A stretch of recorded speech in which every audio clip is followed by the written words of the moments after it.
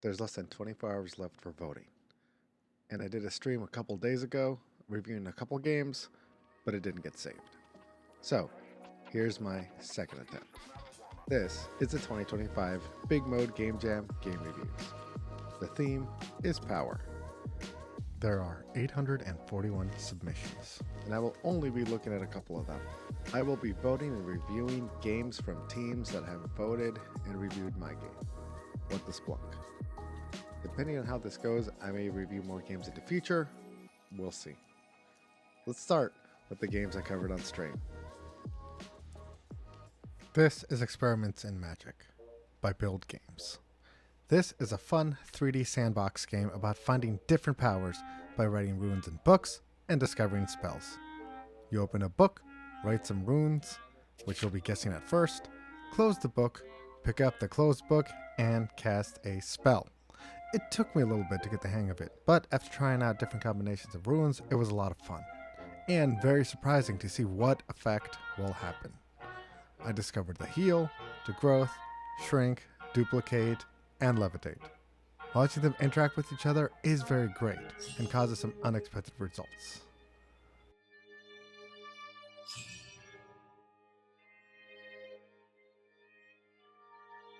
Very solid and fun game. Also, I died a lot to being crushed. Next, we have Livewire, The Power Struggle by Leroy Burris. This uses Godot, which I love. I use it myself. This is a great 2D puzzle game about getting power to open the door. You play as little blob guy.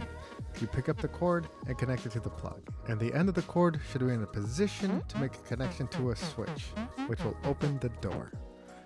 Movement also plays a part as the cord follows snake rules, which means it cannot cross over itself. That adds another dimension to puzzle solving and puzzle design, as you got to move in just the correct way so that when you plug in the outlet, the tail is aligned correctly to transfer power to the switch. Some of the puzzles were a little tricky, but pressing Z to undo your last move is a really helpful feature. I am a really big fan of this game, and I do hope the developer will make it into a full game. Next, we have Twiggy Turbine by Soft Lattice Games, which is probably the funniest game I've played in this game jam. I love the concept of trying to get as many Twiggies to the end as possible so you can feed the furnace. It reminds me of the game Humanity because of the herding of people, and even a little bit of an old Newgrounds game called Sippo Cuties, also about getting to the end of the level with as many animals as possible. I think a nice addition would be if you started out with a large number of Twiggies that carried over from each level. That would add another dimension of gameplay, as you would try harder not to lose any Twiggies, because the more you do, the harder the next levels will be. Super fun and funny games. The sound effects were hilarious.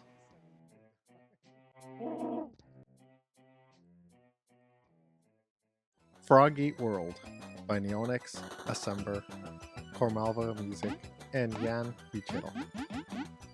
Game with great aesthetics, great music, and tons of fun. This is a vampire survivor type game where you play as Biggie and try to eat insects to get as large as possible. This is incorporating the theme of power by making Biggie more powerful the more insects he eats. The gameplay is simple, but satisfying, and when everything in the game is firing on all cylinders, that's when the game really shines. I like that there are a couple of levels, and I won't spoil too much of the other levels, but I was really surprised by the crow in the first stage. The vibe is great, works really well with the story of growing as big as you can. Truly, a great and super fun game. The game even mimics the CRT scan lines, which is amazing.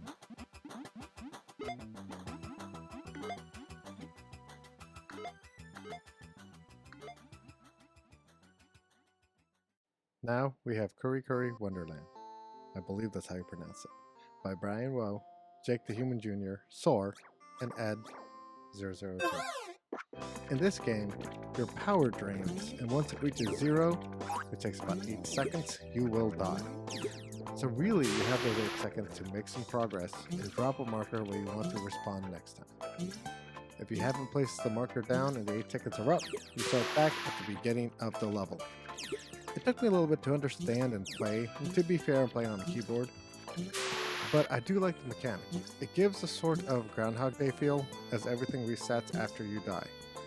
But once you make it far and place the marker, you feel very accomplished. Great game and great concept and great use of power. Next, we have Slap Them to Hell 2, Edmund's Rise to Power, sequel to Slap Them to Hell, by ambiguous name and star Gyaru.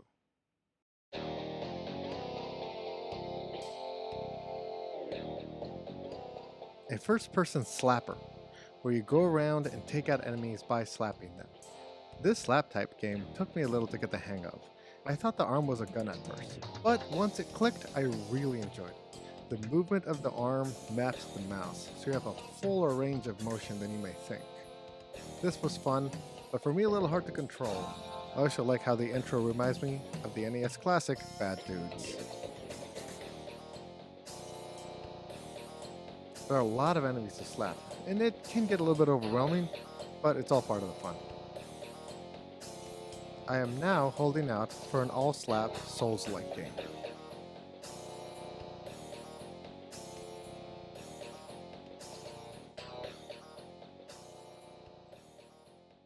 Thanks everyone for watching. Sorry if I didn't get to your game. I played them on my Mac, so I couldn't play any Windows-specific games or anything. And thank you, everyone who reviewed my game, What the Splunk. I have a small video coming out on it, kind of like a devlog, just something real short, kind of gives you an inside look into the making of the game. So be on the lookout for that. And lastly, I want to give a shout out to everyone who competed and made a game. Game development is not an easy task, even in a game jam setting. So whether this was your first game or 100th game, I just want to say I'm proud of you, and you should be proud of you too. Please like and subscribe and comment down below which game from the 2025 BigMode Game Jam was your favorite. Thanks again for watching. Now go make games.